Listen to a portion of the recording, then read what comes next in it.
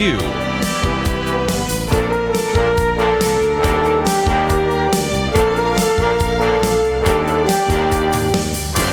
now, Kerby Anderson. First hour today, we're going to spend some time talking about media and you and your kids. And if you've ever heard me speak on this topic, and oftentimes I speak to parent-teacher fellowships and various groups of the influence of the media, you will know that one of the things that I talk about there, and oftentimes I've talked about on this program, is young children spend entirely too much time in front of a screen.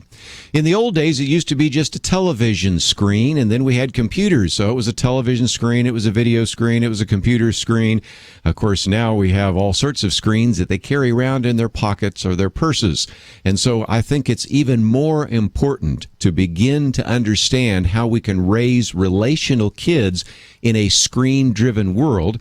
And that is the subtitle of the book that we're going to be talking about today. It's entitled Growing Up Social, Raising Relational Kids in a Screen-Driven World. And we bring back to the microphone Arlene Pellicane. She is a speaker and author. Last time we had her on talking about things like 31 Days to a Happy Husband, 31 Days to Becoming a Happy Wife. She's been a frequent guest on various television and radio programs, has really helped us understand a great deal more of what is happening in our culture today, and has degrees that certainly span the areas that we're going to be talking about today. So we're privileged to bring her back to the microphone, a bachelor's degree from Biola University, a master's degree in journalism from Regent University. And Arlene, always great to have you on the program with us. Thanks so much for having me on, Kerby. Great to be back. Let's, if we can, talk about you for just a minute, because early on in the book you said, as hard as it is to believe, I actually got my first smartphone just before I start writing the book. Now, we know that there are the early adopters, and then there's the masked, and then there's the laggards. I'm not sure whether you're in group 2 or 3, but certainly you're kind of new to the game in one sense. But having 3 children, you're a fellow traveler with all of us, aren't you? Yes, my children are 4, 7, and 10 now. And I'm a stay-home mom and author, and obviously I'm online a lot, but I have these 2 huge computer screens on my desk, and we kind of thought, why do I need to carry that around on my pocket? So we were holding out, but last year, so it would be 2013, so for many of you, you got your smartphone a lot sooner than I did. So I got that last year. I was traveling, and it became kind of one of those things where this would be a help. But, with it, I realized, wow, I've got this new gadget. And all of a sudden, every 5 minutes, I wanted to check, did something happen to it? Did I get an email? Did I have a text? And I recognized very quickly how different that was, having it always accessible with me than it was, a set period of time at home while I'm sitting at my desk. One of the best things that I did that was not premeditated was my 4-year-old came, and of course she sees this new shiny phone, and she has seen from her friends what that does, and she went for it, just like a treasure. And I said, oh, no. And I said, no, Lucy, that is a no touch. That is Mommy's phone, and you are not allowed to touch Mommy's phone. Because when you think of it, this is a very high-ticket item to give to a little toddler. And not only that, monetarily, she could do a few swipes, and I could lose a few contacts. Certainly could. So really, or send out an embarrassing picture. One of the commercials right now has that, where the child almost sends out an embarrassing picture because... Yeah, that's very funny. Yeah. And you know what? When we get these new gadgets, it's wise to think, how are we going to use this? How are we going to incorporate this with our kids? Yes. Well, I think you're asking very good questions. And back to wanting to check it all the time, I do daily commentaries in addition to doing this daily program. And one that I did just recently was based upon some of the brain studies that you and I are going to get into in just a minute. Yeah. And the individual said, a pocket phone in some respects is kind of like a mini if you will, kind of roulette wheel or gambling device or slot machine, whatever, because there is a sense in which, I've never done a slot machine, but I've walked by when people do. When you pull it down, you get the 3, whatever those are called, and it goes ding, ding, ding, ding, ding, ding. It sends a burst of dopamine into your brain and gives you a pleasure feeling. Well, when your phone goes bzzz or rings or something like that, you don't know who's on the other end. I mean, it could be some really positive thing. And so there's a sense in which very easily individuals, and I don't use this word lightly, could become addicted to checking their smartphone. Yes, and you look at that in a child, if they early on, get used to checking things and getting that squirt of dopamine when they see something pleasurable, they see a funny photo, or they get a text, or, all these things. It used to be that we would check the mail once a day, and it wasn't all junk mail. It was like handwritten letters, and we get all excited. And now, all day long, it's like we're going out to the mailbox. We want to see what's there. And it is changing the way that our brain is wired, and particularly for children, it's giving them that screen time is instant. Screen time, if they are bored with something, they go to the next level, so it's always seeking more. It's a very hungry kind of thing. So when you give a child technology too soon and they get so used to that constant dopamine squirt to the brain, that's a recipe for what you were talking about earlier, that addiction that is, again, like you're saying, not taken lightly, but something in the other countries that are more technologically advanced, like China, Korea, Taiwan, they see this in 30% of their teenagers, that they are addicted to technology. Well, it's just incredible. By the way, if you are interested in some of the information we have today, first of all, we have an article, Growing Up Social, that gives you kind of an overview of the book.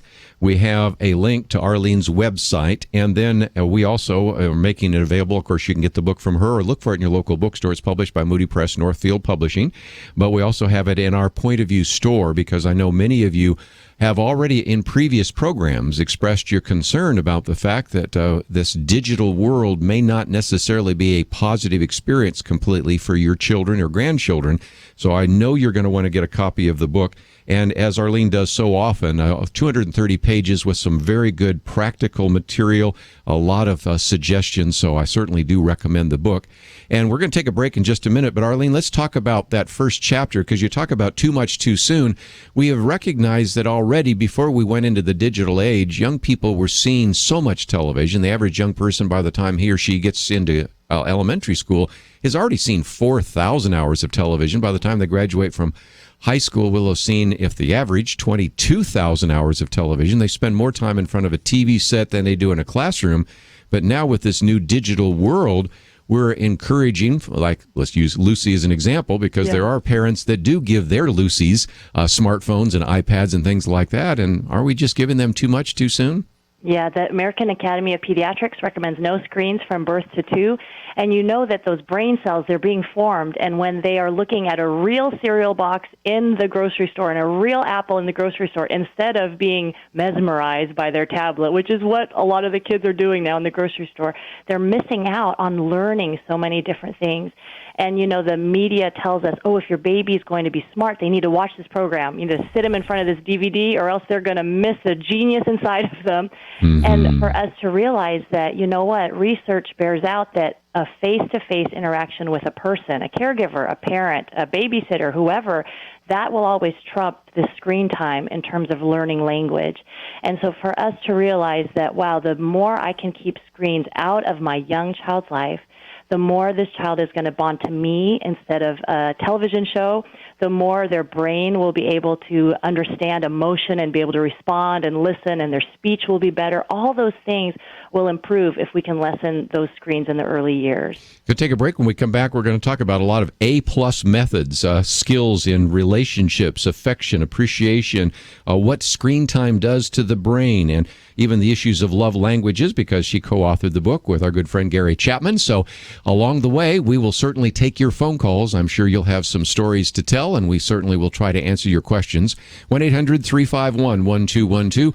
Arlene Pellicane with us as we talk about the book that she co-authored, Growing Up Social, Raising Relational Kids in a Screen-Driven World. We'll be back with more right after this.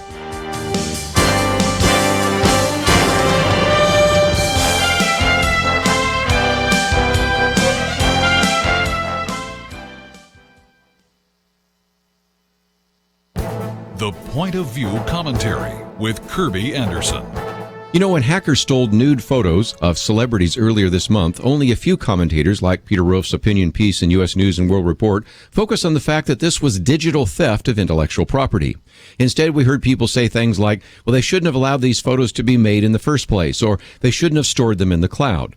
As one commentator put it, that's like saying if you don't want your credit card data leaked, just don't have a credit card. We may not agree with the photos, but let's look past them for a moment to realize we have a bigger problem. The intellectual property of individuals, authors, movie producers, and corporations is being stolen nearly every day. And we have a generation of internet users that seem to think that everything should be free. And we have hackers who probably don't think taking things off of people's websites and out of the cloud isn't a moral issue. You know, decades ago, I was asked to write a short article in a dictionary of ethics on computer ethics. Back then, I used some examples that are relevant here. I said, the first principle is that one should never do with computers what he or she would consider immoral without them. An act does not gain morality because a computer has made it easier to achieve. If it is unethical for someone to rummage through your desk, then it is equally unethical for that person to search your computer files. If it is illegal to violate copyright law and photocopy a book, then it is equally wrong to copy a disk of computer software. I know the definitions are a bit time-dated. We don't use computer disks much anymore, but the principles I set forth still hold up. If someone takes an object from your home without your permission, we call it stealing and should consider it a crime. Taking files from someone's computer or from the cloud is stealing. Theft of intellectual property is a serious problem. The theft of photos of celebrities is merely a highly publicized example of behavior that should be considered a crime. I'm Kerby Anderson, and that's my point of view.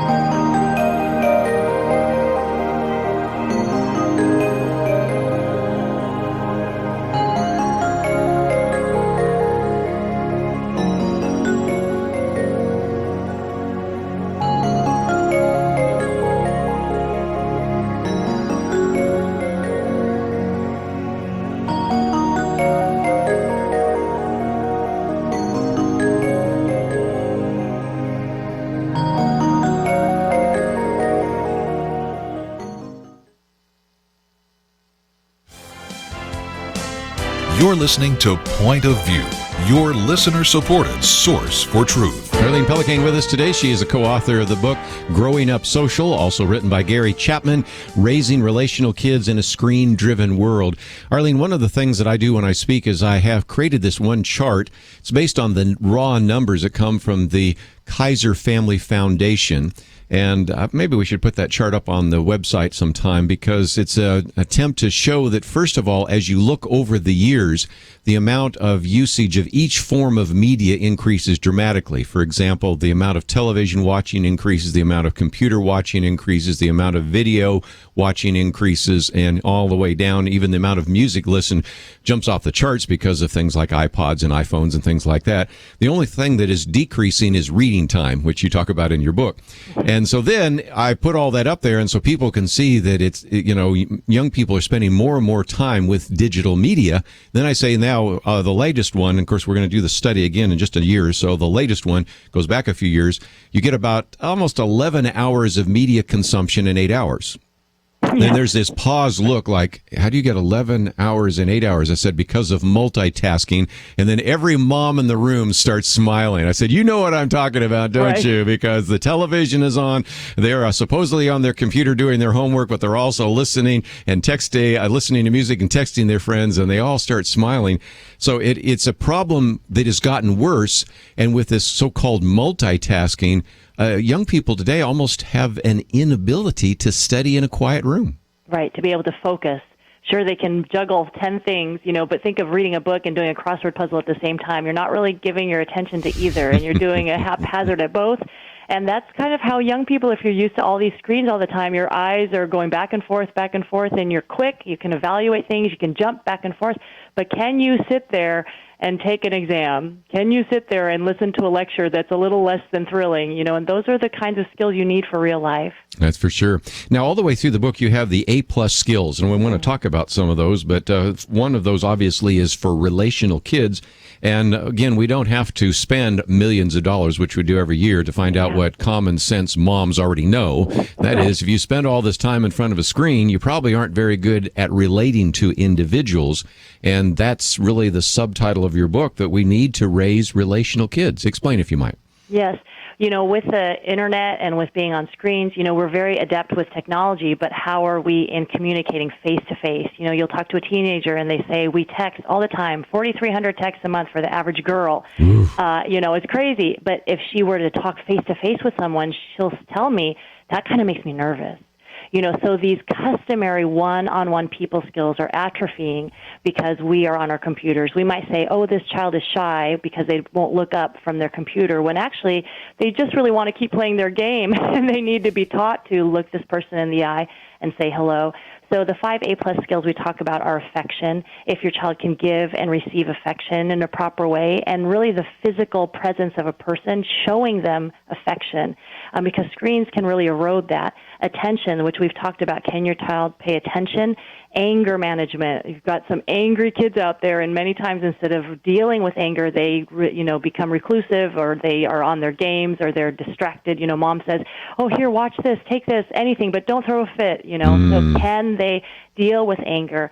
And then do they know how to apologize? That's another A+ skill, instead of just texting someday, sorry, and that fixing everything magically, but really being able to own up, take responsibility, I'm sorry, and also accept someone else's apology. And then appreciation, we don't usually associate, oh, this is a generation of very grateful children. We say, oh, they're entitled, and they want more, and they think the world owes it to them. And a lot of that is a kid saying, I want the latest thing of technology. It's hundreds and hundreds of dollars. They're only 6 years old, and they get it. And so they learn that, wow, life, I can ask for what I want, and I can get it, and I can get it now. And so many times children are not grateful because they've gotten too much too soon with too little effort on their part. One of the things you talk about in the section on affection is the desensitized child. And this is another real concern, even before we had computers. So again, I want people to understand that some of this is not a new phenomenon. Even when all we had was televisions, there were people saying that we are desensitizing a whole generation. They're seeing a level of visual violence that no one in the history of the world has ever seen just through television alone. Now you add to that computers, and especially with social media, some of the graphic images that have been used lately to illustrate what is happening with ISIS and the rest. We certainly need to recognize that then when they go to the movies and other things, they'll watch some pretty outrageous things, and they're totally desensitized. And if we want to develop affection and an appreciation for emotions and the positive things in the world, we need to maybe talk about having a digital fast, don't we? We do, and really watching that content, because so easily, it's kind of like that frog in the boiling water. It happens slowly, and after a while you don't realize, well, what I'm looking at is really inappropriate, whether it's too sexual for a child, too violent for a child.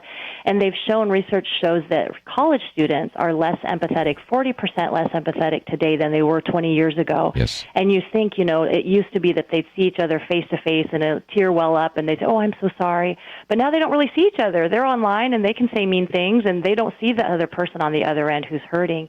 And then they've also been exposed to all this violence and all these different things, so they're not quite as empathetic to someone who may experience something hard. They think, oh, that's nothing. You should have seen what I just watched a half an hour ago. Yeah. So to really think of what is going into the minds of our children. And so you may consider a digital fast, that maybe there's some shows that you're watching that you realize, wow, that is not a very good show. And you talk to your children and you say, you know what, we're going to take a break from this show for 1 month, and then we're going to revisit this and talk about it. Or it might be, after 10 o'clock at night, we're going to shut off all of our computers, because for children, not a lot of good things happen after 10 o'clock at night on screens. So, you may have some kind of digital fast limit that you set at a certain time, or you may do a whole day, a Sunday perhaps, that you say, we're not going to watch TV, we're going to unplug, we're going to play outside, play games, talk to each other, and your kids will kick and scream, and they'll make you think you're trying to kill them.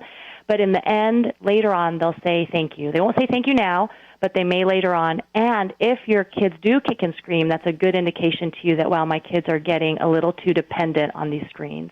One of the reasons I promote Christian camping is I speak at those camps on a regular basis. But there are two things. Number one, obviously, as you just talked about here, it's the one place where maybe you really can disconnect them for a while from the digital world. And number two, there's something that very uniquely seems to happen when you put God's Word in God's world. When you get out to nature and you see God's creation and you learn from God's word, it's certainly a powerful element. But that idea of disconnecting is something that, first of all, I guess parents need to start thinking about, because a lot of the parents tend to have the problem of addiction. And if indeed mom and dad are tied to their smartphone, what chance do we have for the poor kids or the grandkids? Yeah, it's a funny book because it's about kids, but as you continue reading it, you realize it's about me. It's about me. It's about I love me the way as you a write parent. this. Yes. Just for a minute, I thought we might talk about the fact that you give some really practical elements. For example, in appreciation, again, we've talked on this program so many times about entitlement.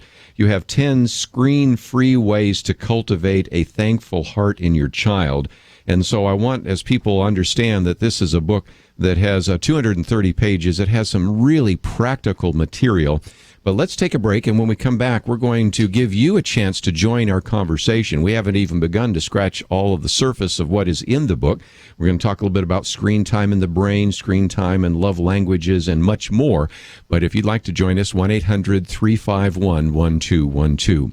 Let me mention, too, that this week we have had our special time on which we have encouraged you to help us with our match challenge. We've had something happen at Point of View that's never happened before, and that is today is the last day of our $50,000 matching challenge, and we're still significantly short of our goal. So I really need you today to help us reach that goal. You can still send a check by mail, and if your gift is postmarked today, that will still count. Let's talk a little bit more about how you can help us reach the next generation.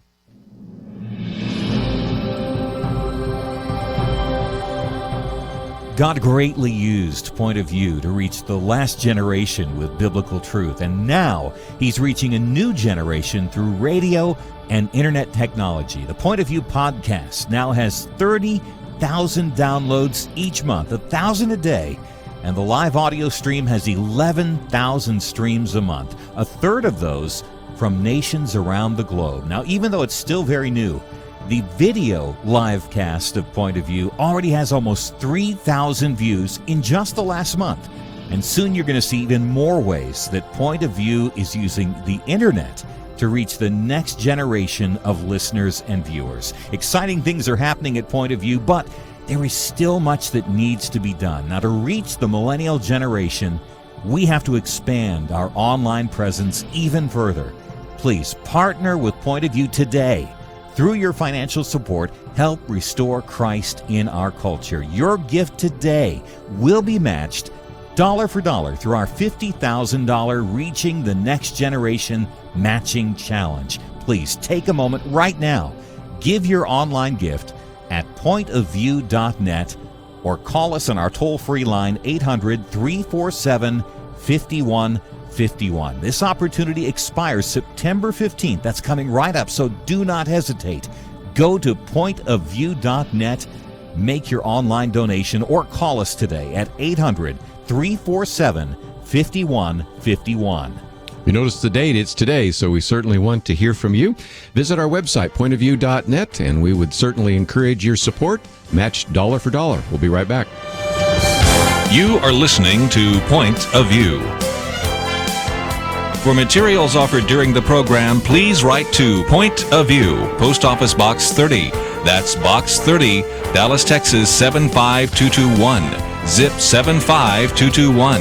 Or call our toll-free number, 1-800-347-5151. That's 1-800-347-5151. The opinions expressed on Point of View do not necessarily reflect the views of the management or staff of this station.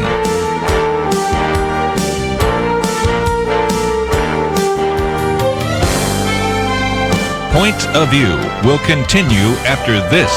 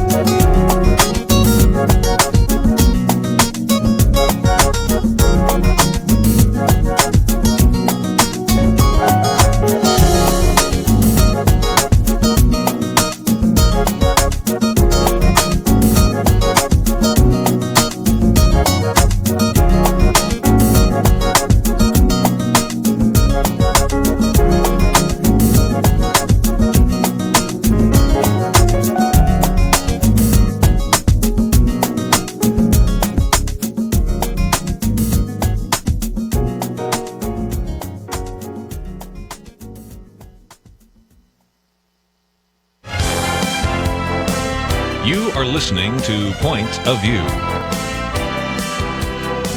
The opinions expressed on Point of View do not necessarily reflect the views of the management or staff of this station. And now, here again is Kerby Anderson. Back to join our conversation, 1-800-351-1212. Privileged to have with us today Arlene Pellicane, and her book is entitled Growing Up Social. She's the co-author with Gary Chapman.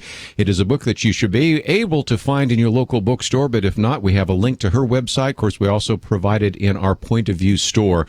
230 pages, just some great material here, and if you are concerned about your children or grandchildren growing up in this digital world, and also maybe concerned about whether or not they will develop the relational skills, develop their brains in a way that they will be effective and efficiently being able to use what God has placed in them, their gifts, their talents, and most importantly, their brains, we certainly encourage you to get a copy of the book. 1-800-351-1212. Let's go to Alabama first. Amber, thank you for calling today. Hey, I was just wanting to say that I completely agree with what she has to say about her book because, like, I'm 18, so I get a first-hand view of everything, like, that social media affects, and everything is way different from when I was in elementary school and now to where I just graduated high school, so... Well, and you've seen it probably more than we have. We've been sort of observing all of that. You've been experiencing all that. When you were first born, computers were just starting to make their way into the homes of America. And then now, of course, you've grown up when all of a sudden smartphones are making their way into everybody's pocket or purse. So I think you've seen it probably more than most. I have. And I've also experienced, like, a lot of things that she's talking about, like the shyness. Like, I have, like, really bad, like, anxiety. Social anxiety is the worst. So, and I do feel like that is part of social media because I didn't have that problem when I was little. Like, it's just really hard for people to express themselves. So... Yeah, without using emoticons and without texting. Yeah, I understand what you're saying. Arlene, I think we've got a perfect example here. Amber saying, okay, I've noticed things that have changed, and she's just been on the planet for 18 years. I can imagine the rest of us. I applaud Amber, because look at her go. She's calling in the radio show. Yeah, she's actually, instead of texting her question in, she actually called in. So that's really very, very good. It, I think, illustrates the point. And before I take another phone call, let me go to your chapter here on screen time and the brain. You have a chapter that deals with all the things we've learned about brain research, and one of those is what you call your child's plastic brain. Yeah. On this program, occasionally we've talked about, and here's the technical word, neuroplasticity. And that is, the brain is much more plastic. And so as a result, we recognize that those neurons in your brain that you use strengthen. Those that you don't use weaken. Yeah. And this digital world, although it has some real pluses, it has some very significant negatives. Talk about that, if you mind. Yeah. Many times we think about that baby with all those brain cells, and that's why we're thinking, oh, those first few years of life, that's so important for development, and it is. But there's a second burst of brain activity at puberty, which I know the middle school parents are like, what? Yes, we know this. But, roughly age 11 in girls, age 12 in boys, they get that second spurt of brain formation, all these synapses forming. And Dr. Jay Geed from the National Institute of Mental Health says it so well, and it's this idea of a use it or lose it hypothesis. That if that child, that middle schooler, is playing video games, lying on the couch, watching MTV, those are the things that are going to be hardwired, what will become habits for that child's brain.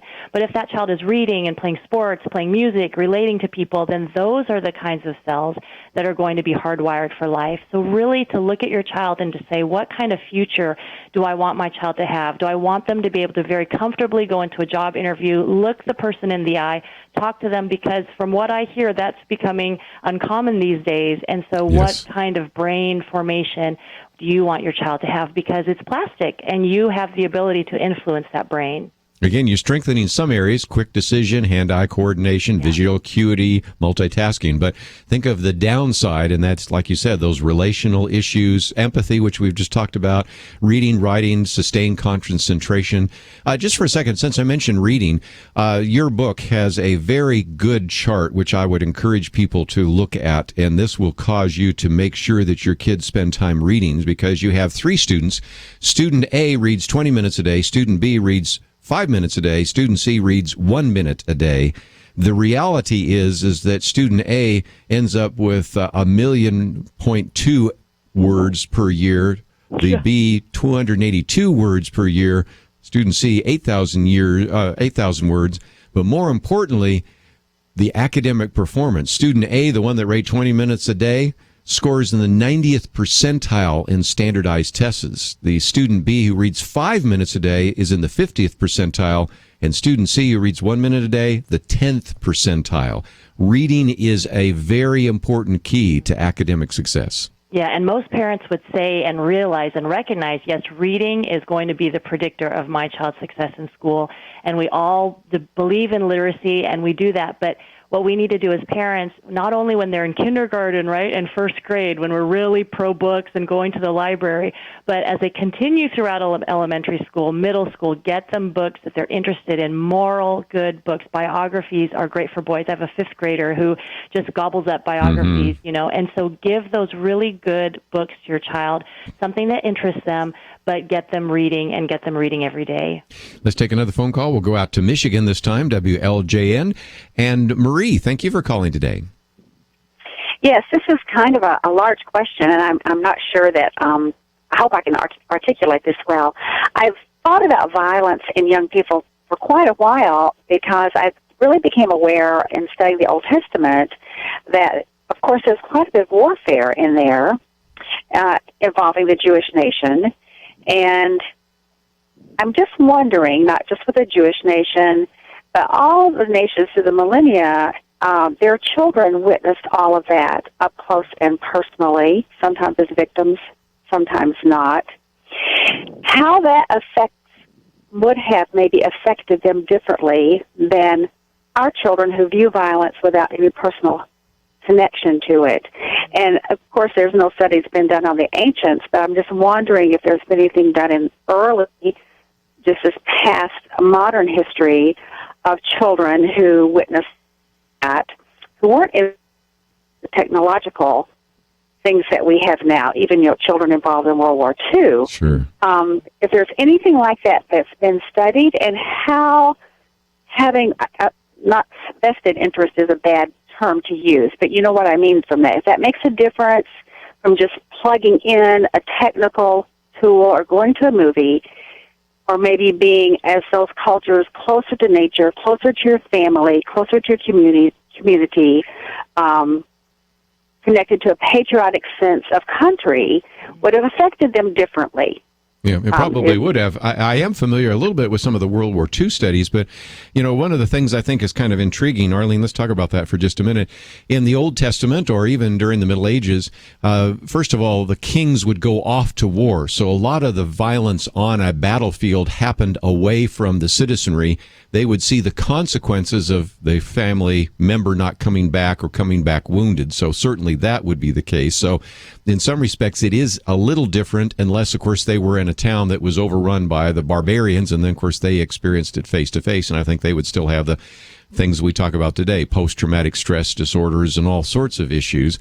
But what we have now is something entirely different, as Marie was pointing out, because what you have are the entire generation. I mean, if the average young person, by the time he or she graduates from college, will have seen 18,000 televised homicides, 200,000 acts of violence, and I think those numbers are low because those studies were done before we had some of the violent video games and before we had some of the CSI programs and things like that, then the entire culture is seeing it, but they're seeing it vicariously where there isn't a personal connection. They don't know the person that died. It's just somebody that dies on the screen.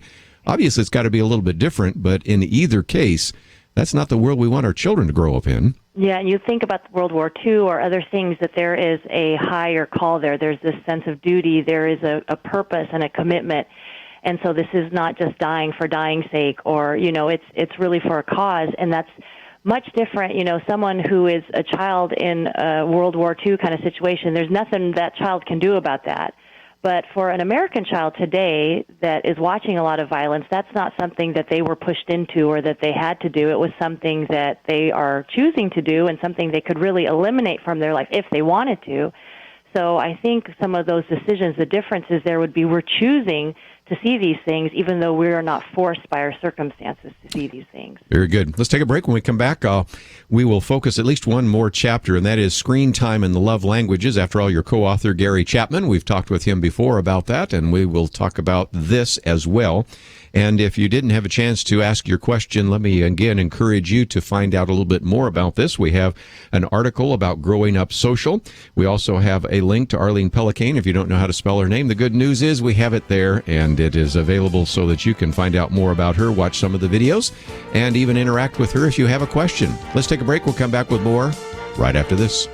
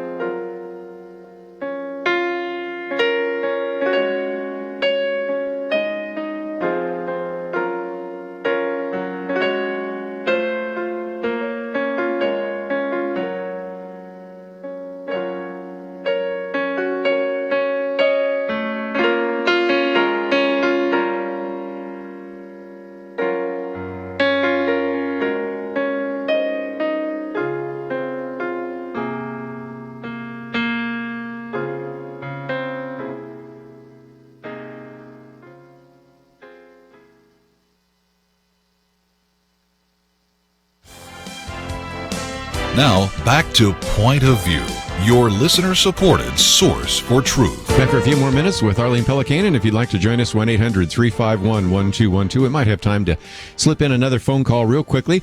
The book is entitled Growing Up Social, Raising Relational Kids in a Screen-Driven World, and her co-author is Gary Chapman. So let's, if we can, for just a minute, also talk about the 5 love languages, because that, again, illustrates what children need, what all of us need, and how that isn't really met when we're actually planted in front of a screen. Yeah, so let's say your child's love language is physical touch. When you hug them, when you look at them, when you high-five them, wrestle on the floor, they know, hey, Mom and Dad, they love me. And typically when you're playing a video game, watching TV, scrolling through your emails, you're not usually snuggled up with your child. Yes. And so what ends up happening is, a child is doing their computer by themselves, you're at your computer by yourself. Even the traditional idea of a parent reading with a child, with that child in their lap before bedtime, that's in many homes being replaced by a television show and then turning that off and going to bed, or even reading on a tablet, but maybe by themselves instead of snuggled up on Mom's lap. Now, if you're going to take that tablet and you're going to snuggle up with your kid, then I say kudos to you. That's a good idea. So just to be thinking about how can you physically show your child affection, because the screens actually physically separate us. Another idea would be time.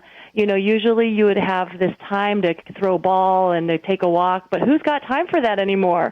And you look at it and you think, well, what are we spending our time on? Well, we're checking our Twitter feed and we're looking at our social media, we're doing our emails and our texts, and to realize, wow, this technology thing has got to take a break every day so that I can spend, even if it's 5-10 minutes of quality time, face-to-face with my child, asking them about their day, pulling out a quick board game, taking a quick bike ride around the block, something that shows them I'm spending time with you. Because if your child's language is time, that's going to mean a lot to them. Well, and again, you have a whole section here about parental authority and a couple of suggestions you have. First of all, to make your child's bedroom a digital-free zone. Also, to not allow phones and screens during mealtime. That first one is really important because I've said that this is the problem we have with young people today in terms of this fast-paced society. When I left high school or grade school and came home, I disconnected from my friends, except for occasionally some in the neighborhood. Yeah. And there's no disconnection now if you have a computer in your room and a television in your room, but just talk about a computer alone. They're checking Facebook all the time. They never really disconnect, and the bedroom becomes a 24/7 basically newsroom, and that's something that I think we should pay attention to as parents. That is completely, again, unprecedented in anything that we've ever seen before in the parenting environment. Yeah, we were not designed to be on 24/7, and yet these teenagers and sometimes older kids, they've got all their gadgets in their room, and they're sleeping right there with their phone, and they might get a text in the middle of the night, and it might buzz, and they'll wake on up, and they'll look at it, And so to think, wow, what can I do to create some spaces for my children so that they're not interacting with technology for periods of time so that they can connect to a family, to you and your spouse. One of the people that we interviewed, William Powers, he wrote Hamlet's Blackberry. Both he and his wife are authors, and they had a digital Sabbath with their teenage son where they disconnected their modem on Friday night and then did not plug back in until Monday morning. And they talked about at the very beginning, it was very hard. Everyone drifted to their computers and then thought, oh no, what do we do now? Mm-hmm. But after a while, they realized, wow, we could be present with each other without this constant nagging and interruption of the daily, technological dings and whistles, and they really connected and found each other once again. Let's take another phone call. We'll head out to California. Joseph, you're on with Arlene Pellicane. Hey, how you doing today? Very good. What would you like to share with us? Yeah, I'm actually going through that right now. It's funny. I was listening to it, and I'm like, wow, that's what I'm dealing with right now. I have a 15-year-old who all he wants to do on Saturday is just play the PlayStation. And I have an 11-year-old daughter. All she wants to do is be on her phone. Yeah. And I was listening to you when you said that part of that problem is because they got it really soon. Yes. And both my kids have had phones since they were 8, 9 years old. Mm-hmm. And I was really against it, and me and my wife kind of, well, put it this way, I had to pick my battles, and I gave in, and then I found myself being a little frustrated because I gave in, and I want to change it. Yeah. So what do you suggest? First of all, I think this book would be very helpful because it'll give you some facts and figures. It sounds like you're on board. Maybe your wife isn't, which is kind of interesting because, Arlene, most people would think it'd be the mom is on board and dad's, Yeah, many times it's the opposite. But it doesn't make any difference. PlayStation, yeah. And this is why you wrote a book that's got 230 pages, plus you've got discussion questions there. So I think if people wanted to do this as a Bible study for a group setting, you have that option as well, don't you? Yes, we do have that. And for Joseph, I would recommend, start with small things. It's not going to be all of a sudden no PlayStation all day, but maybe you could say, hey, I want you to stop at 3:00 because I'm taking you out to ice cream, or something that is different that you're saying, this is going to be the stop and here's what we're going to do instead. And he's going to kick and scream and go, oh, no, Dad, I really don't want to. I want to keep playing. And that's where you have to kind of kick and scream back and go, oh, no, we're taking you. Because I think food is a good thing for kids and teenagers. Take them out to food and say, we're going to talk, we're going to spend time together. And even the physical activity for a child. If your children are all weekend long in with video games and screens, they're not getting the physical exercise they need as well. So just get them out and get moving. And again, you've got so many very good practical suggestions in here, and that whole chapter I just mentioned a minute ago about parental authority, screen time and the single parent, and then screen time and you. That boomerang comes back, hits us in the face. We need to set the tone. So, Arlene, you just write such great books. It's always just a delight to have you on the program. And this one, Growing Up Social, we're going to promote. I'm going to do a commentary or two on it, and I hope that as many parents and grandparents who are concerned about this issue will get the book, read it, and apply some of these very good practical suggestions. So it's just been a delight once again to have you on the program. Thank you so much, Kerby. It's been a delight to be on, and Dr. Chapman and I thank you so much for being supportive and for understanding the importance of this topic. Next time I'm in San Diego, I'll try to visit you. That is in between watching the San Diego Padres and maybe going to David Jeremiah's church. But nevertheless, I want to meet you face to face, and it's just been great. You can see my kids, and you can see how they're not wired to technology. That is so good. Arlene, thanks for being with us. We are going to, just before we take a break, once again remind you that we have had this match, and it's the $50,000 matching challenge. But as I mentioned just a few minutes ago, we've had something happen here at Point of View that's never happened before, and that is we are really short of our goal. We've made every one of the match challenges we've ever had. I have no reason to believe that we couldn't make it today, but I do know that we can't do it without your help. So let's, if we can, for just a minute, remind you that if you would like to make sure that your gift to Point of View is doubled, it's doubled dollar for dollar. We still have that on the table, and you can send a check by mail, and if your gift is postmarked today, still count for our match. Or, of course, you can go online to pointofview.net, or, of course, you can give us a call, 1-800-347-5151. I'd hate to miss our match, and so I certainly want you to know what you can do to help us reach the next generation.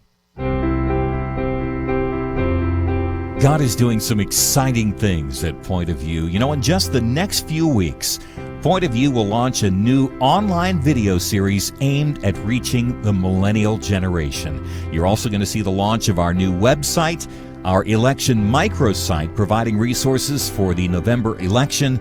We've got the recently launched video livecast growing very rapidly, thousands of views every month. Using internet technology, Point of View is reaching a wider audience than ever before, but there is still much that needs to be done. Tremendous opportunities to expand the reach of the ministry and touch even more lives with biblical truth. Your financial support for Point of View impacts the lives of people across this nation and literally around the world. And today, your gift will have double the impact. That's right, double, through our $50,000 Reaching the Next Generation Matching Challenge. Your gift today to help restore Christ in our culture will be doubled dollar for dollar up to $50,000. So please, take a moment right now, go online and make your gift at pointofview.net or call us on our toll-free line 800-347-5151. This opportunity expires September 15th. That's coming right up, so please don't hesitate. Go to pointofview.net, make your online donation, or call us today, 800-347-5151.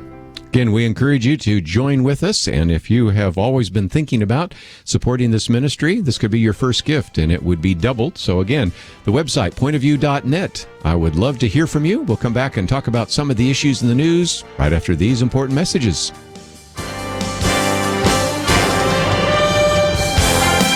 across the nation. This is Point of View. For materials offered during the broadcast, please write to Point of View, Post Office Box 30. That's Box 30, Dallas, Texas 75221. Zip 75221. Or call our toll-free number 1-800-347-5151.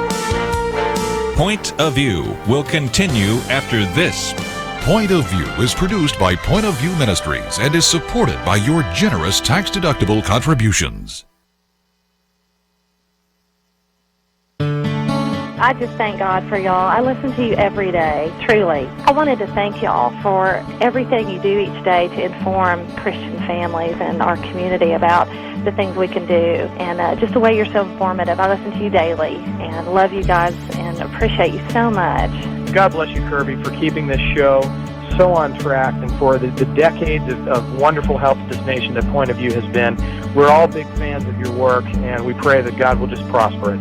As a Christian, over the years that I've followed this program, I am constantly challenged to be on guard and to evaluate what's going on. And if for no other reason, to protect the caliber and the truth of your programming, I need to participate and to back your program financially to ensure that the truth stays out there for people to hear, to view, and to be a part of.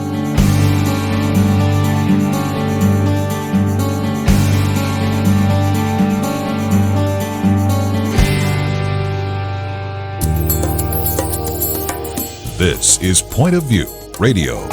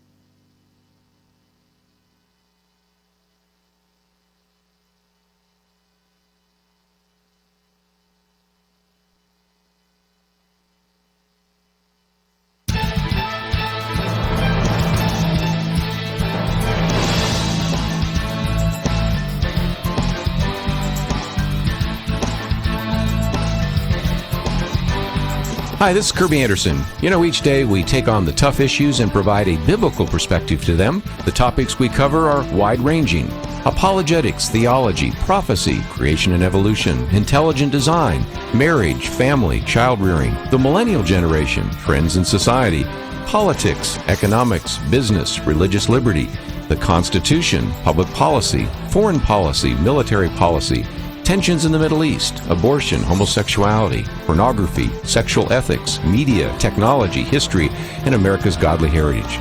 We talk about anything that affects your faith, your family, or your freedom. So don't go anywhere, because Point of View continues right now.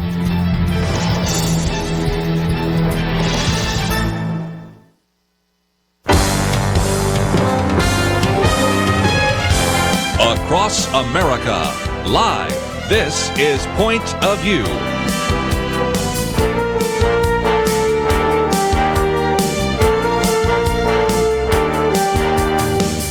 And now, Kerby Anderson. Second hour today, if you'd like to join our conversation, open line 1-800-351-1212. One of the topics, of course, we put on the table is the influence of media on our children and on us, and that's still a very important topic. But I want to get to a couple of the stories that I've posted on our website today, pointofview.net. First two have to do with ISIS, and we'll certainly focus some time and attention on that. But also, we've been talking about what's happening in the NFL at just about the time the Ray Rice issue kind of settled down. Now you have Adrian Peterson, who was charged, or at least has been indicted, and then, of course, has now been cleared to play this weekend for the Vikings. So might get into some of the NFL policy as well. Some other things that we'll put on the table, the concern about Ebola. And now you're having the CDC be prepared for Ebola in the United States. Are we serious about this? So there are certainly lots of things we're going to talk about this hour. But let me pick up one or two things left over from last Friday, which we did not get into. And that is, on Friday, we kind of look back on September 11th. Certainly what a very important day that was. And yet, even though September 11th was the anniversary, the 13th anniversary of one national tragedy, it was also the second anniversary of another national tragedy that never got a mention. This comes from our people that have been actually looking at that through the Media Research Center. And I'll just read their piece because it showed up in Newsbusters here. But you had, of course, the 9/11 attack, but you also have the attack on Benghazi. And all three networks refused to cover the latter. According to Newsbusters, ABC, CBS, and NBC all appropriately devoted time to the 9/11 attacks, but none mentioned the Benghazi attacks that claimed the lives of Ambassador Chris Stevens and 3 other Americans. So you might say, well, maybe they had other important things to cover. This comes from Newsbusters. Instead, all 3 networks managed to talk about a bear caught on tape playing with a flag tee at a golf course that they nicknamed the pole dancing bear for nearly 2 minutes combined. Are you kidding me? I mean, we could not talk about Benghazi, but we could talk about the pole dancing bear. And they wonder why more and more people are just simply not watching ABC, CBS, or NBC any longer. They just simply, the American people said, we can get our news from other sources, and there are other very good sources to get them from. So anyway, I thought I might mention that one. Another one which we were going to mention was the issue of immigration, and that came out just the other day, and so I did want to pick that up real quickly here. According to the Transactional Records Access Clearinghouse, that's in Syracuse University, immigration court backlogs are up 22% this past year, and many experts say that the Obama administration is to blame.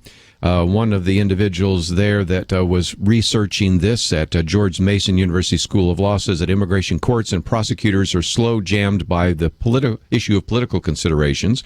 And in a recent Watchdog.org article that said, quote, the president has telegraphed that he's going to take some kind of action on immigration, so neither the courts nor the prosecutors are killing themselves to get anything done. This comes from Richard Kelsey, who is one of the deans at George Mason University School of Law. He went on to say, anyone who thinks there's no correlation has their head so buried the sand they're not getting enough air.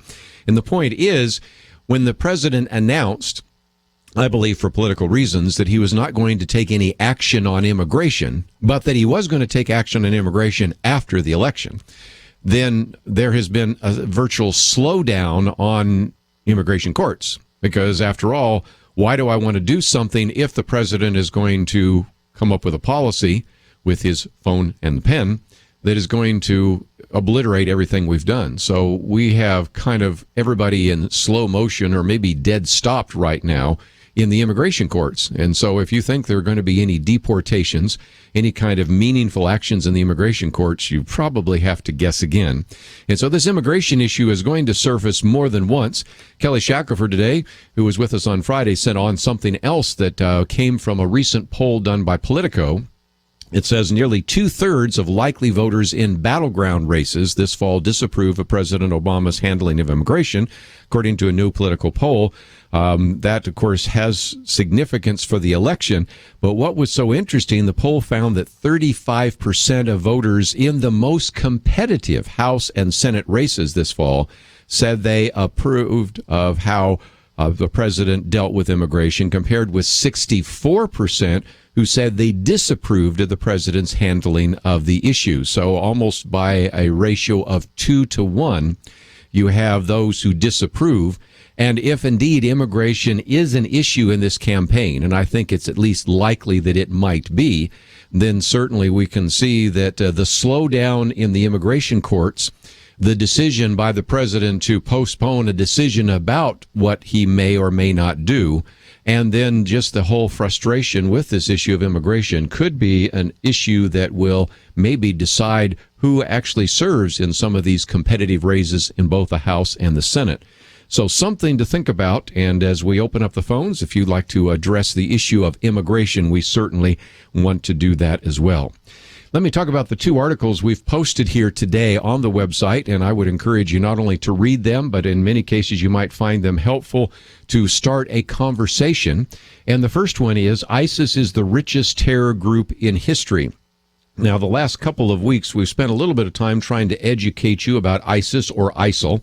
ISIS stands, as you well remember, for the Islamic State of Iraq and Syria, although the president sometimes uses the word ISIL, which stands for Islamic State of Iraq and Levant, which is that region of the world. But nevertheless, we talked about the fact that they probably bring in about $2 million a day from the oil fields. This one by Manisha Singh actually goes much further and documents through oil smuggling, human trafficking, theft, and extortion that the income is much greater than we might have imagined, and it could be more closer to perhaps $3 million a day. And that when you talk about the kind of war chest that ISIS has, it is simply greater than anything we've ever faced before. So in terms of its organization and in terms of its funding, it does really represent a very significant threat. The other article I've posted here comes, interesting enough, from the White House Chief of Staff, Dennis McDonald, and he said, unlike President Barack Obama, he referred to this fact that we are at war with ISIL. He said on Meet the Press with Chuck Todd, success looks like an ISIL that is no longer threatening our friends, can't accumulate followers, and threaten Muslims in Syria, Iraq, and otherwise. And he said to achieve that, the United States would wage a counterterrorism fight like those in Yemen and Somalia. That's very similar to the speech that the president gave Wednesday night. He said, quote, where we will take the fight to our enemies without putting our ground troops into the effort, unquote. We all, of course, around the roundtable have some questions of how effective that strategy will be. But I am very encouraged to see someone in the White House now using the phrase war.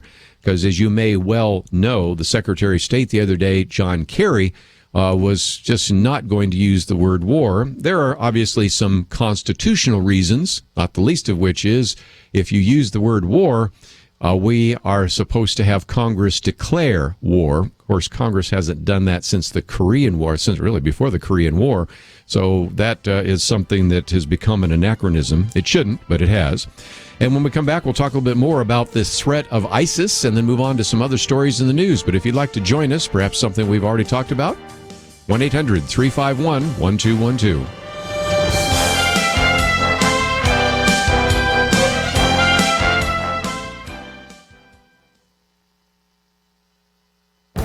The Point of View Commentary with Kerby Anderson. You know, when hackers stole nude photos of celebrities earlier this month, only a few commentators, like Peter Roof's opinion piece in U.S. News and World Report, focused on the fact that this was digital theft of intellectual property. Instead, we heard people say things like, well, they shouldn't have allowed these photos to be made in the first place, or they shouldn't have stored them in the cloud.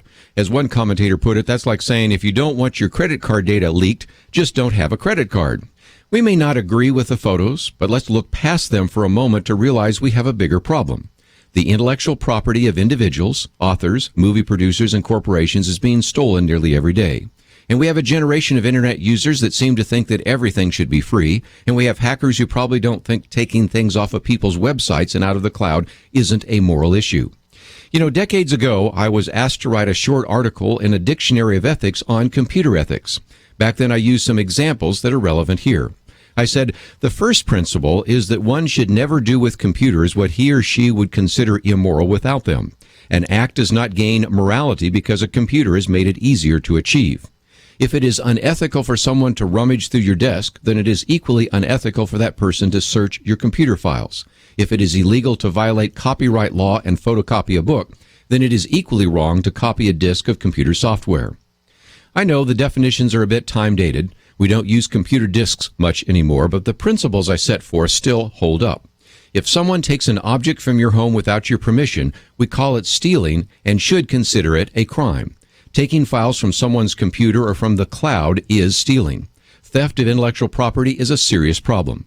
The theft of photos of celebrities is merely a highly publicized example of behavior that should be considered a crime. I'm Kerby Anderson, and that's my point of view.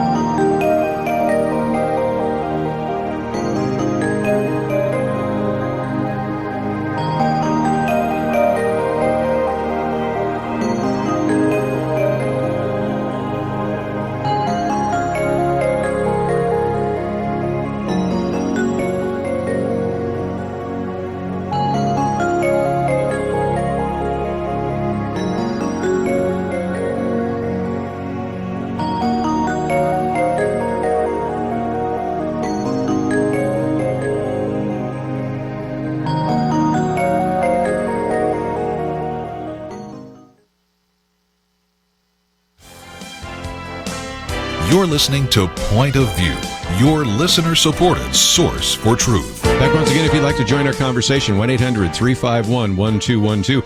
One of the big questions really on the table these days, and it's surfaced in the White House discussions, is whether or not we are at war with ISIL. That's one of the reasons why I posted this article. And just to help you understand a little bit more, we had, of course, Dennis McDonald, that was with Chuck Todd. And in that discussion, that came up quite a bit because there has been some disagreement about whether or not this is a war or whether it is simply counterterrorism. And I thought it was interesting that Dennis McDonald said, you know, this isn't about talking points. It's very serious business. That's what he told Martha Raddatz of This Week. We believe just as we have been at war with al-Qaeda since the day we got here, we're at war with ISIL.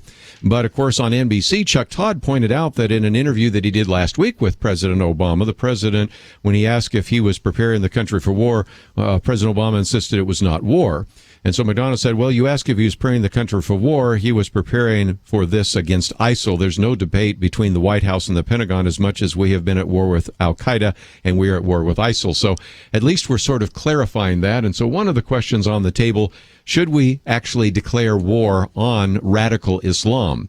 If you listen to this program, you remember that a week ago on Friday, we had Representative Louis Gohmert in studio, and he has actually argued that we should actually have a formal declaration of war against radical Islam.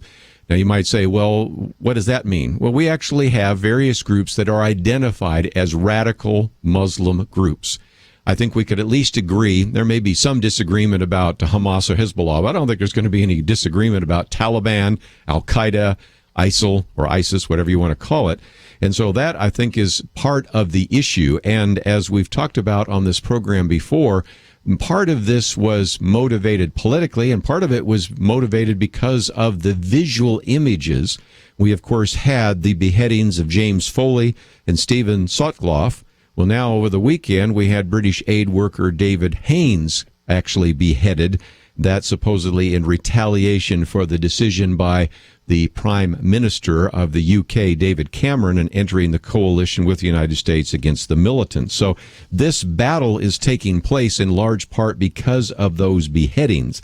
And with that, let me for just a minute also mention something that we have been talking about on this program, and that is the remarkable statements that came, interestingly enough, from Bill Maher. If you listen to this program, and we mentioned this on Friday, you probably don't hear us mention Bill Maher, the atheist, in favorable terms. He's welcomed his opinion, and certainly he thinks that people that are religious are irrational, that anybody who believes the Bible must not necessarily have much intellectual integrity because of all the things he says are in the Bible. By the way, I disagree with what he says is in the Bible, but we'll leave that for another day. But nevertheless, this last week he was on the Charlie Rose PBS program, and it was an interesting interchange, and we played quite a bit of it before, so I'll just summarize it quickly. But Bill Maher was making the point of how dangerous Islam is, and Charlie Rose was giving kind of your typical response that all religions have their dangerous fanatics, and Bill Maher would have none of it. Interestingly enough, he argued that Islam is different, and he went on to say and make the case this way. He said, vast numbers of Christians do not believe that if you leave the Christian religion, you should be killed for it. Vast numbers of Christians do not treat women as second-class citizens. Vast numbers of Christians do not believe if you draw a picture of Jesus Christ, you'll be killed for it. And so he made that case pretty persuasively. And then at one point, it was interesting again because still Charlie Rose was just kind of interacting. I don't know if he just disagreed or whether he was just trying to start a conversation. He said, well, how do you know this? And again, Bill Maher, to his credit, quoted a Pew poll from Egypt in which he said 80%, he said more than 80%, I think it's 82%. I went and looked it up. It's actually 80% in the Pew poll said that they believe that stoning is an appropriate punishment for adultery. And nearly all of them, I looked that up, 88% thought death was an appropriate punishment for leaving the Muslim religion. And so, again, he talked about how, as we've talked about here, some of the outrage of beheading people. But he also pointed out that since August 4th in Saudi Arabia, 19 people have been beheaded in Saudi Arabia, those for nonviolent crimes. And then went on to point out that most of them are beheaded in Mecca.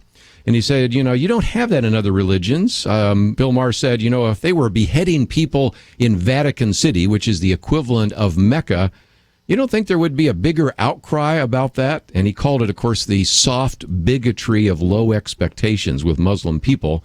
Because, as we well know, few in the media and very few in government really talk about the vast numbers of Muslims who believe all of this and certainly want to apply that. And so I thought it was a very helpful piece. We talked about that on Friday.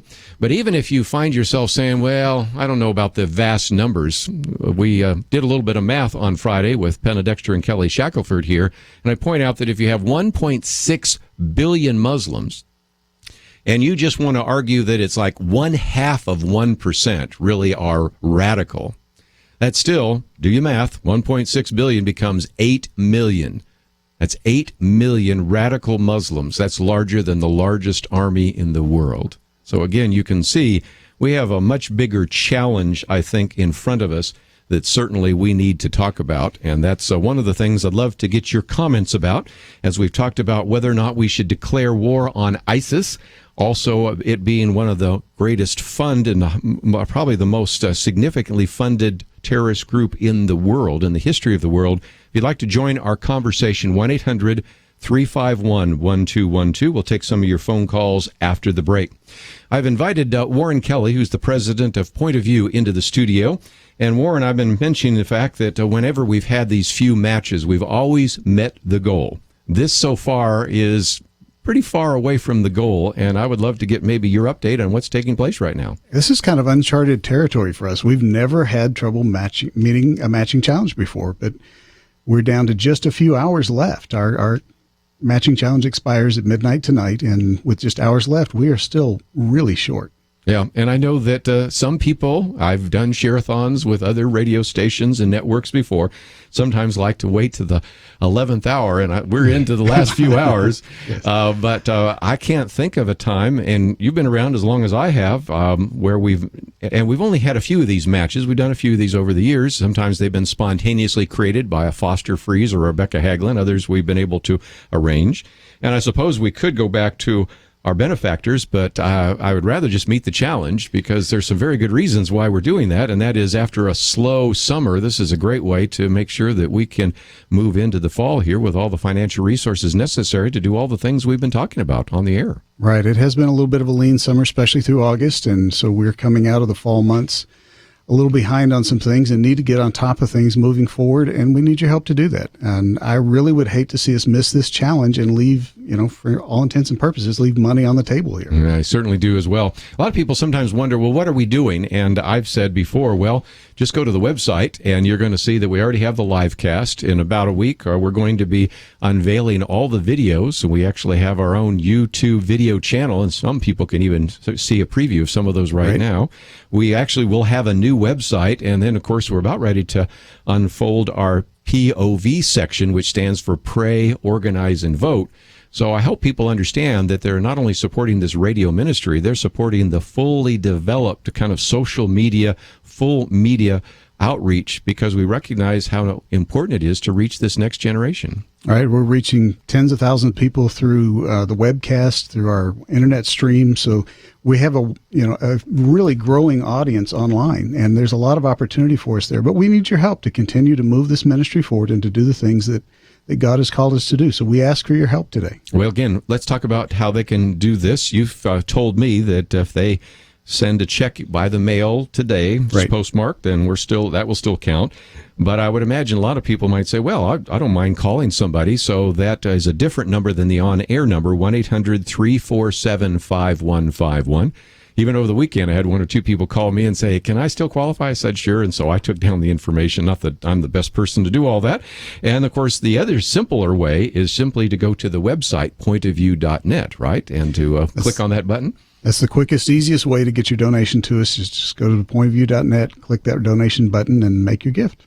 The other thing I'd like to do is maybe call you in a couple of days when all the checks arrive and everything, and we'll at least give people an honest assessment of what happened. And so maybe right now we have little faith or don't realize that all these great checks are going to be coming in, so we'll see how it is. But at the moment, we certainly have had something that has never happened before in the history of Point of View that I know.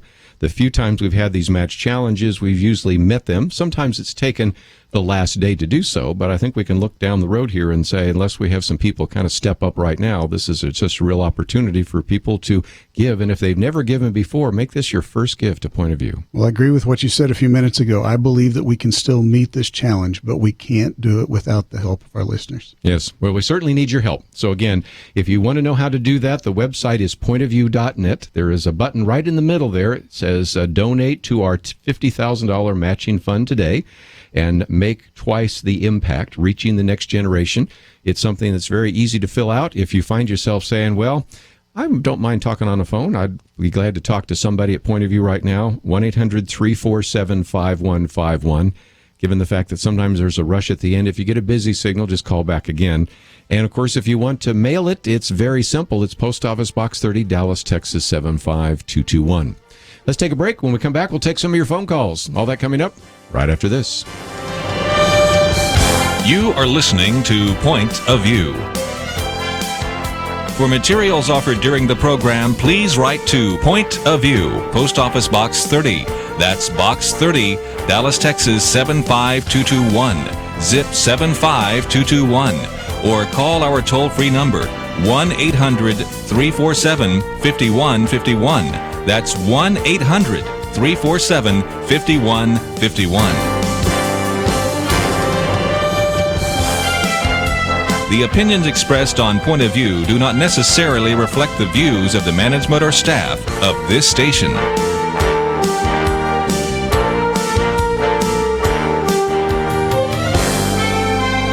Point of View will continue after this.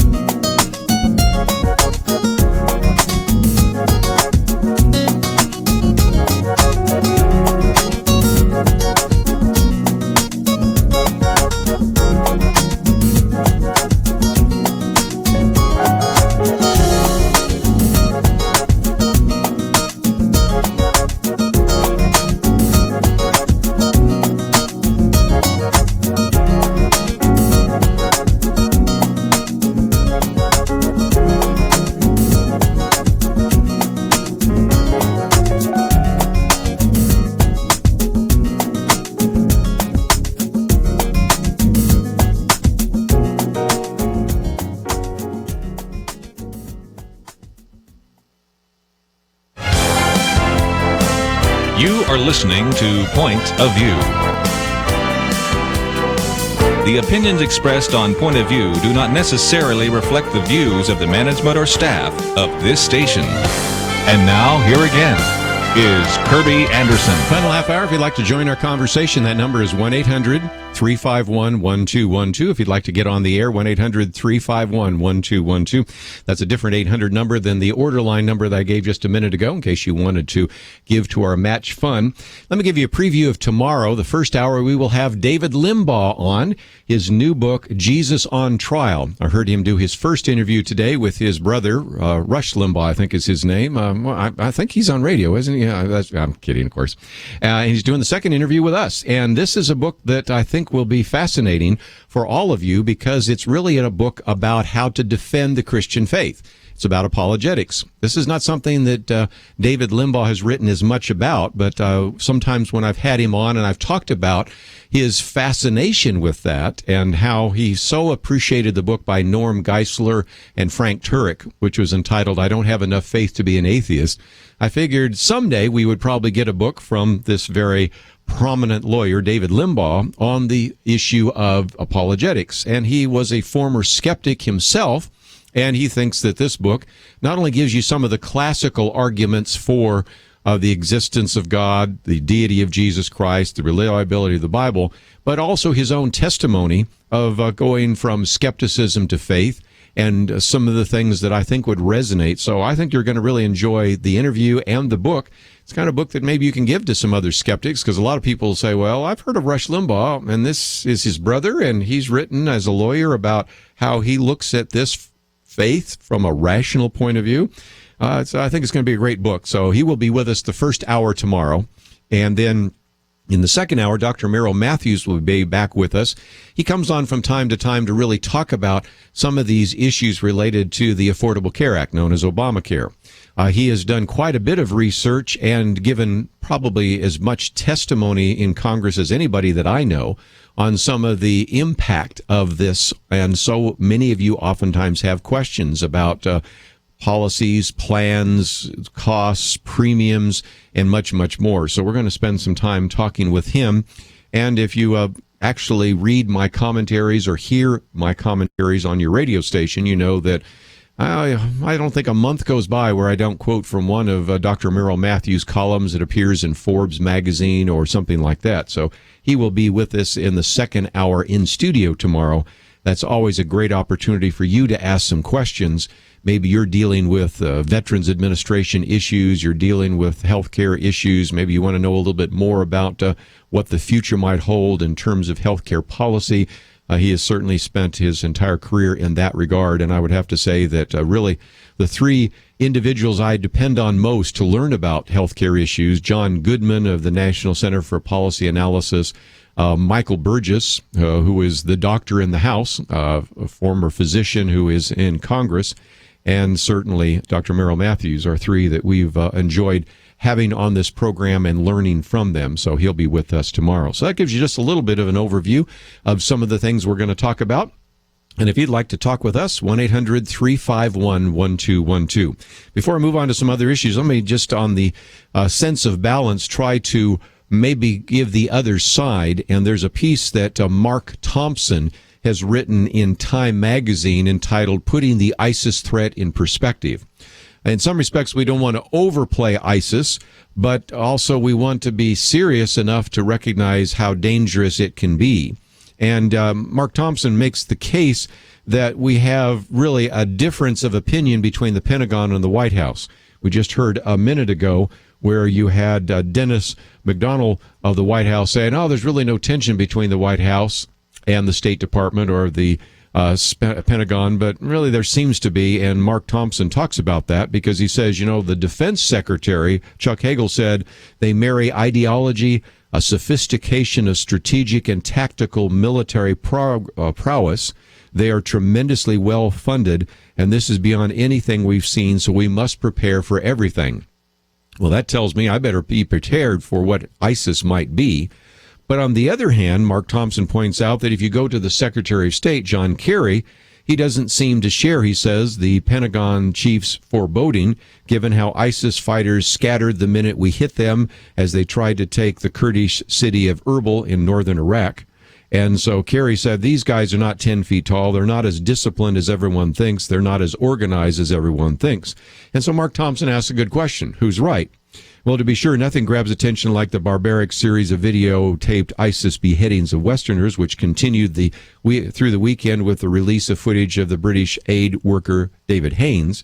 Such horrors generate a visceral bloodlust, and they have achieved their goal. President Obama declared last week that the U.S. military and its allies are determined to destroy ISIS.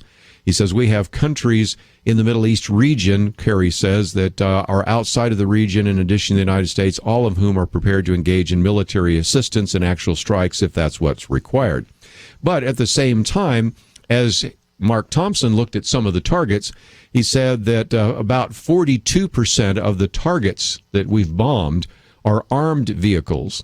And he clarified and said armed vehicles don't mean armored vehicles. In other words, like a tank or a personnel carrier, but instead civilian pickup trucks with machine guns mounted in the rear. A pair of tanks and assorted other armor accounts for a scant 7% of the targets. He went on to say that roughly 10% are anti-aircraft artillery in locations described as IED emplacements, mortar positions, and machine gun locations.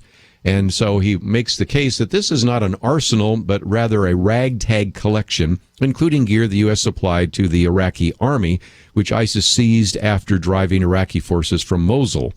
But at the same time, I would also interject in there that we are talking about the funding that they have that might allow them, in the future at least, to purchase lots of those weapons on the black market. So on the one hand, I will admit that this is not an armed force like maybe we would run into in a country that has a massive army. But on the other hand, I still believe that they have the potential to do a great deal of damage. And this is why you're starting to see a number of religious leaders starting to say it's time for us at least to begin to join hands and denounce radical Islam. And Jim Dennison has been on the program with us many times before, in one of his more recent Dennison forums, matter of fact, the one today, said Islam has been much in the recent headlines after the 13th anniversary of 9/11 and the president's announced strategy for combating the Islamic State. In this context, Jim Dennison said, I found George Kerry's views on Islam to be very interesting. The former Archbishop of Cambridge recently admonished his fellow British citizens, quote, for too long we have been self-conscious and even ashamed about British identity. By embracing multiculturalism and the idea that every culture and belief is of equal value, we have betrayed our own traditions of welcoming strangers to our shore. He continues by saying, in Britain's hospitable establishment, different beliefs were welcome, but only one was preeminent, and that is Christianity. The fact is that for too long, the doctrine of multiculturalism has led to immigrants establishing completely separate communities in our cities. This has led to honor killings, female genital circumcision, and the establishment of Sharia law in inner city pockets throughout the UK. What he's talking about here is you have enclaves, many of which are in France, but now developing even in England, in which basically Muslim thought is pretty much taken over. And British bobbies don't even necessarily go into those areas to police what is taking place. So George Kerry is calling for authorities to strip British Muslims of their passports if they have traveled to the Middle East to fight with jihadists, or if they're preparing to do so. And he wants Muslim communities in the UK to discipline their young people and denounce fanatical forms of Islam, because, as he points out, multiculturalism has really been a fact, and it has been part of not only the UK, but of the European culture for generations. And it's built, of course, on the philosophy that all truth claims are relative. You know, the idea that we talk about on this program. You have your truth, and I have my truth, and someone else has a different set of truths. And the idea that there is no absolute truth. And so, again, one of the things that we're starting to see is this rather dramatic call by various religious leaders to say, enough is enough. Multiculturalism has not worked because one culture wants to eradicate all the other cultures, and we need to rethink what we're going to do. We're going to take a break. When we come back, one of the other things I want to talk about while we're talking about the military is this story that has come out, and it is, again, a good example of political correctness gone awry. This lieutenant colonel was invited in by his daughter to actually speak to the high school class, and he was rudely informed that he could not enter in his military uniform because, after all, that might offend other Muslims. That might offend some of the students. So when we come back, I'd love to get some comments from you. Do you think it's inappropriate for an individual coming to a classroom, either as a father of an elementary school child or as a speaker in high school, in their uniform? Is it inappropriate to wear an American uniform in an American classroom? Love to get your thoughts. 1-800-351-1212. We'll be right back.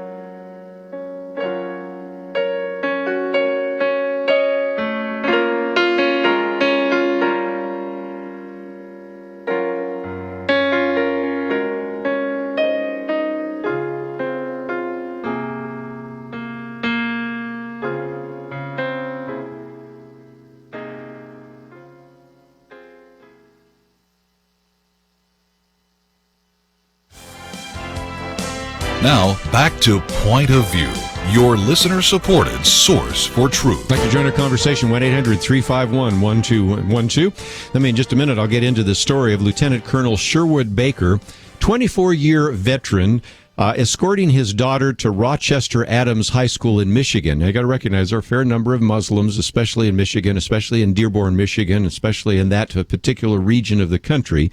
But he was stopped and told that he could not come in the door because he was in uniform, because it might offend people. Now, we know what the people were, and I'll talk more about the story in just a minute, but let's take a phone call to get us into the conversation, and we'll go first to the state of Texas. KCTA Willa, thank you for calling today. How you doing? What would you like to share with us? I want to comment. I think that people have, yes, the United States citizen has a right to do what we're allowed to do. We have that freedom to wear our uniform in honor of our country, and that we are able to take our children to school and get the education that they need. And whether he's a military, he's been in the military for that many years, he has a right to wear it proudly. I would think so. I think the Muslims need to take another look. They came to our country to have our freedom, to enjoy the freedom that we already have. So if they don't like it, then go back to their country. Well, I'll take some more phone calls in just a minute. Let me tell the story, and I might see if we can get Colonel Sherwood Baker on the program, and if not, this is a very good column by Rebecca Maxwell. I love how she starts. She says, from Common Core math to sex education in kindergarten, our kiddos are learning all kinds of questionable lessons in the public classroom, and those lessons offend many parents. We're often told politely to stuff it, keep calm, and enjoy the indoctrination of your offspring. She's obviously got an edge to her here. But surely the most important lesson drilled into students' developing brain is that of tolerance. We don't judge people on how they look or what they wear, but we must expect their differences. And then she says, except when the person is a parent in a military uniform. That's just too offensive for our poor 16-year-old sensibilities. And this comes from the Independent Journal Review. And again, we are talking about Lieutenant Colonel Sherwood Baker, escorting his daughter to Rochester Adams High School, which is in Michigan. And he was rudely informed that he would not be able to and would not be permitted to enter the premises of the high school because, what? He was wearing his uniform. The security guard hired by the school told the 24-year-old veteran that if he wanted to take his daughter inside the building, he would have to go home and change clothes. Can you believe this? So Lieutenant Colonel Baker's wife, Rachel, told the local radio station here before he was allowed in, the security guard stopped him and said, "Sorry, you're not allowed in the school." Security told him that men and women in uniform aren't allowed because it might offend another student. Now, I know enough about the demographic makeup there to know that it was probably Muslim students. And so here, you've got to, as Rebecca Maxwell says, imagine this scenario. A veteran officer whose taxes pay for said school, who's served his nation for almost a quarter of a century, who is a parent of a student in said school, and a school day security guard decides to stop him. Because the mere sight, as Rebecca says, of a man in military dress might be offensive to teenagers in America. Such a grievous potential danger to the high school psyche that they're willing to offend a military officer with a lifetime of service, defending them from enemies with big guns and bad attitudes. I've got to get Rebecca on. I like the line that she uses there. The school superintendent, Robert Shanner, who is a military veteran himself, went out of his way to apologize to the family for the misconduct of the security personnel. Good for the superintendent. Makes me wonder if the delicate high schoolers had known about his military record, where they might have been, offended. And so she goes through this long list of things that have happened in the high schools in the last couple of months that are not deemed offensive. Teachers giving lap dances to their students, although one did get disciplined for that. Teachers teaching students that the Holocaust was a hoax, because we have an example of that. Certainly a ban on student Bible classes, but at the same time allowing Muslim prayers in the school. That's not offensive either. As a matter of fact, that's kind of school policy. But a dad in an army uniform peaceably walking down the hall, why, guess never. So again, she ends by saying, "How dare we remind ourselves that we sleep peacefully in our beds at night only because rough men stand ready to do violence on our behalf? Shall we not make mock of the uniforms that guard us while we sleep? And better yet, let's never see them, just hide them away from view, the last vestiges of an archaic America, secure and sovereign. After all, we wouldn't want to offend our enemies, or I might add to our students." Well, nevertheless, another one of those stories there. If I can, we'll see if we can get Sherwood Baker, somebody about that. It is an illustration, again, of how political correctness has gone awry. I quoted just a few minutes ago from George Kerby, who, as I mentioned before, was the former Archbishop of Cambridge, decrying multiculturalism and political correctness. Just before we go, let me mention that we have been kind of following the NFL. We don't really necessarily turn this into a sports program, but after all that has been said about Ray Rice, the Baltimore Ravens running back, you've had a couple of things surface over the weekend. One are the number of women that were wearing Ray Rice uniforms to the game. And so you've got to wonder about that. Of course, he has been suspended indefinitely because of the violence that he did against his girlfriend, now wife. But if that was not enough, you have Adrian Peterson, who was indicted for, in a sense, disciplining his child the way he was disciplined in East Texas. He was indicted. He turned himself in. The Vikings deactivated him for the Sunday game against the New England Patriots. But now news coming in that he will be able to play next week, and that's when the Minnesota Vikings play, I believe it is, New Orleans Saints. So we will see how that unfolds over the week.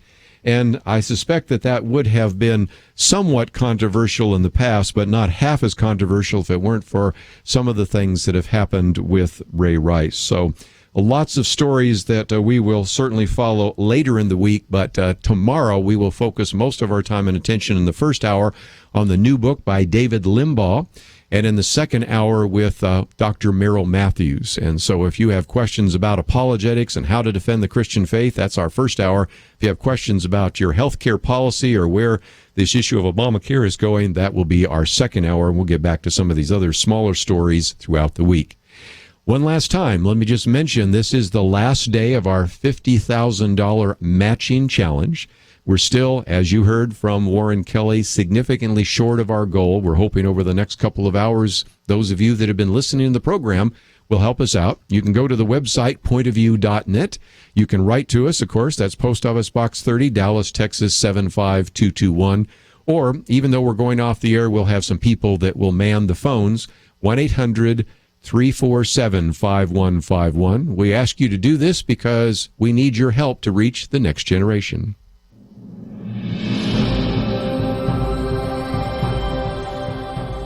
God greatly used Point of View to reach the last generation with biblical truth, and now He's reaching a new generation through radio and internet technology. The Point of View podcast now has 30,000 downloads each month, 1,000 a day, and the live audio stream has 11,000 streams a month, a third of those from nations around the globe. Now, even though it's still very new, the video live cast of Point of View already has almost 3,000 views in just the last month.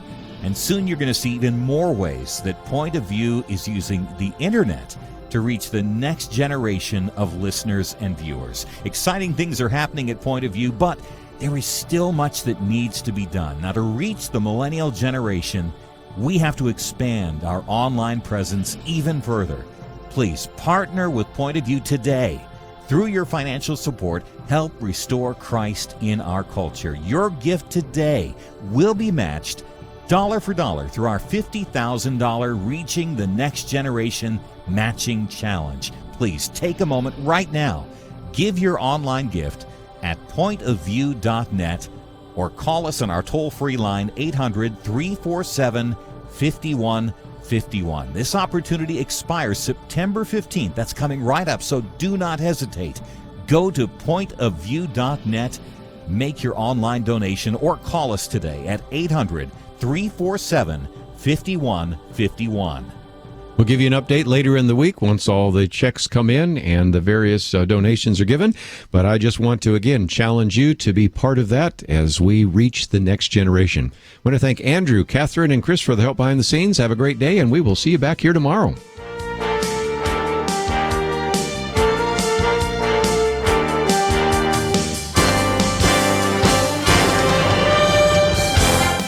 You have been listening to Point of View. For materials offered on the program, please write to Point of View, Post Office Box 30.